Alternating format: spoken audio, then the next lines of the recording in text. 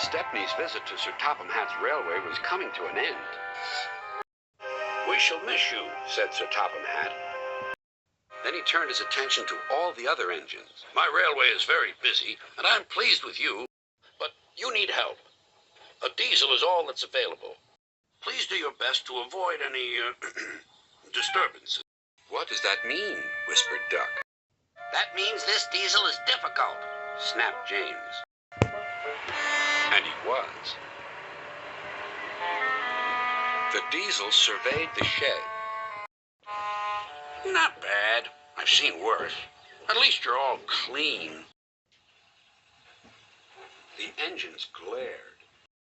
"It's not your fault, but Sir Topham Hatt should scrap you and get engines like me.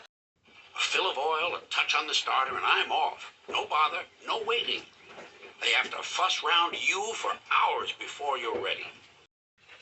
The engines were furious. Next morning, they held an indignation meeting round the turntable. "Disgraceful. Disgusting. Despicable. To say such things to us," cried Donald and Douglas, "is to teach him a lesson we be wanting. Now how do we do it?" Their chance came sooner than expected. The diesel was purring comfortably.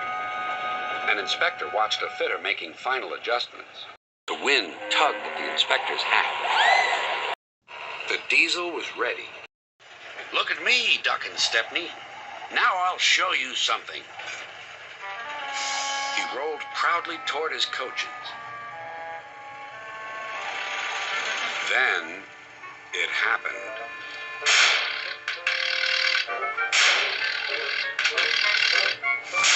Shaking and spluttering, the diesel stopped. Meanwhile, the inspector was looking for his hat. The diesel seethed with fury as Duck and Stepney pushed him back to the shed. "My hat!" exclaimed the inspector. "You sucked it through your air intake." "Bother your hat. The heavy train's due out. You'll have to take it, Duck. Stepney, will you help, please?" "Thank you, sir," cried Stepney. "I'd like a good long run on my last day." The engines were soon ready. "Gordon will take over from halfway, so get the train to there. Good luck." "Don't worry," smiled Stepney. "We'll get there, and be early, too." The cavalcade moved carefully over the rails and out to the open line. "Now for a sprint," puffed Stepney. "I'm ready when you are," replied Duck. Soon they were whizzing through Edward Station. And next they charged at Gordon's Hill beyond.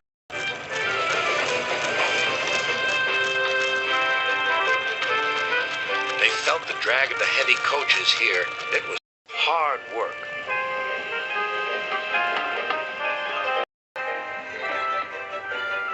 At last they were running smoothly along the line toward the big station.